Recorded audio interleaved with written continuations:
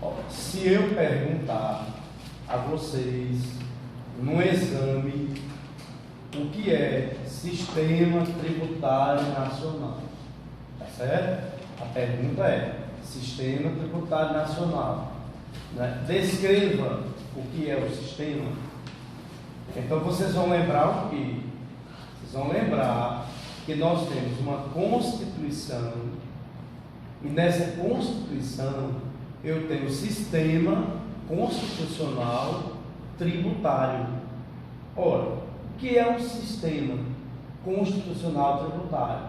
É um cosmos de normas, é um conjunto de normas que vai dar para todos nós as bases legais, constitucionais da tributação, tá certo?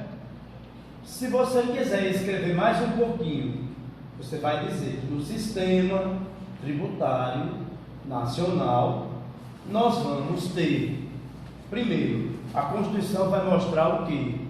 As limitações ao poder de tributar, tá certo? Vai dar limite à boca do Estado de tributar.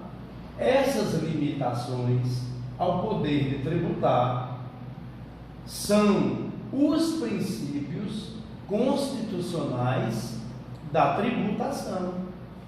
O princípio da legalidade, o princípio da anterioridade, o princípio, não é, da noventena ou da carência, tá certo? Então, esses princípios são princípios que estão dentro do blocozinho de limitações ao poder de tributar. Dentro desse pacotezinho de limitações ao poder de tributar, nós vamos encontrar as imunidades. As imunidades são dadas pelo texto constitucional. Então, essas imunidades são intrínsecas à Constituição.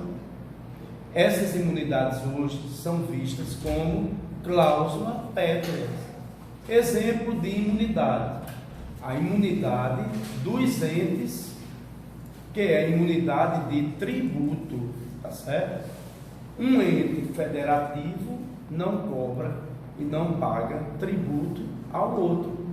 Então é denominado de imunidade dos entes. Mas nós temos a imunidade dos templos, de qualquer culto, a imunidade das instituições que são sem fins lucrativos, a imunidade também dos partidos políticos com as suas fundações, a imunidade dos jornais, das revistas, nós chamamos de imunidade de imprensa, tá certo? Então, além dessas imunidades e dos princípios, a Constituição, ela tem uma carta de competência tributária. Nessa carta de competência tributária, eu olho a Constituição e consigo retirar da Constituição todas as competências. Exemplo, a União. A União tem competência privativa, tem competência residual, tem competência especial. Os estados também possuem as suas competências. Então, na carta de competência, eu tenho todas as competências tributárias dos entes federativos: União, os estados membros, o Distrito Federal e os municípios. Lembrando que a União, ela tem também competência cumulativa, né? Na criação de um território. Se o território não está dividido em municípios, a União vai cobrar também, além dos tributos estaduais, os municipais. O Distrito Federal também possui competência cumulativa, porque já que o Distrito Federal é um ente sui generis, ele cobrará tanto os tributos da competência dos estados, como os tributos da competência dos municípios. Ainda dentro do sistema constitucional, eu tenho esse elenco de tributos, né? Eu vou ter as taxas, as contribuições de melhoria de obra pública, as contribuições sociais, parafiscais, profissionais, os empréstimos compulsórios e os impostos.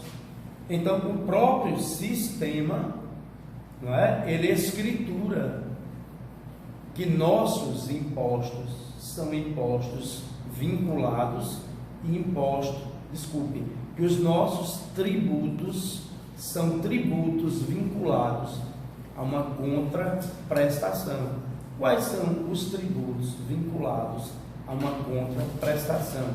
São as contribuições sociais, são os empréstimos compulsórios, são as taxas, e os que não estão vinculados a nenhum tipo de contraprestação são os impostos, né?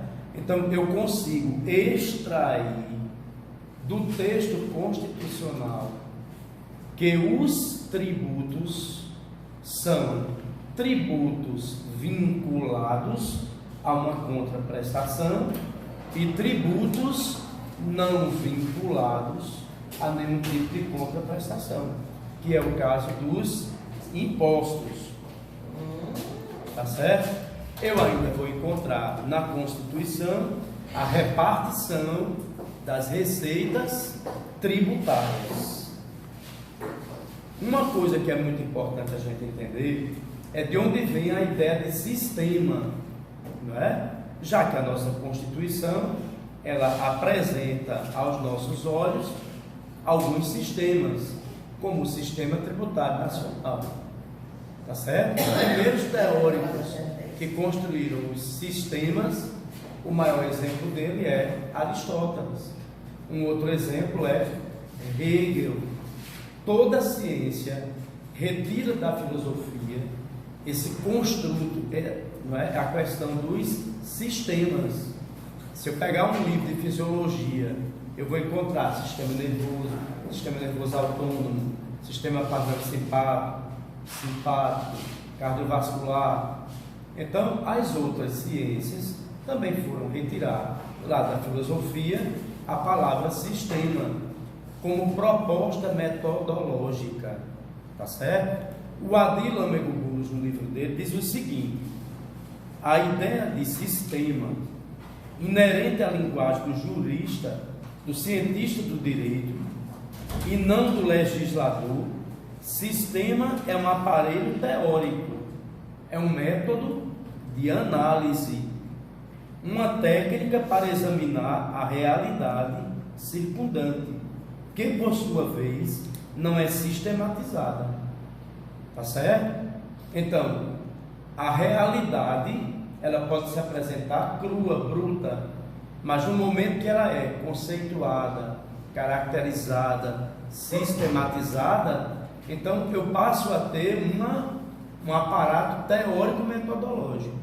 Lembra que na vida de vocês, o primeiro sistema que vocês estudaram com detalhe se chamava tabela periódica dos elementos químicos, onde vocês estudavam as famílias, família 1A, família 2A, família dos alcalinos terrosos, família dos gases nobres. Então a nossa Constituição, ela também traz um sistema, né? Tem outros sistemas, mas o sistema que nos interessa agora, tá certo? É uma reunião de elementos que estão formando as bases constitucionais da tributação, com os princípios gerais da tributação, que é uma limitação ao poder de tributar, com as imunidades, não é? Os próprios tributos que estão elencados na carne da Constituição. Que tributos são esses? As taxas, as contribuições de melhoria, os impostos, os empréstimos compulsórios e também, né, as contribuições sociais, parafiscais, profissionais. Além de tudo isso, a própria Constituição trouxe uma carta de competência tributária, com as competências da União, como competência especial, competência residual, né? Competência privativa da União, tá certo? Além de uma carta de competência, a própria Constituição também trouxe a repartição das receitas. Espero que essas explicações sejam um caminho para a leitura dos livros de direito constitucional, ok?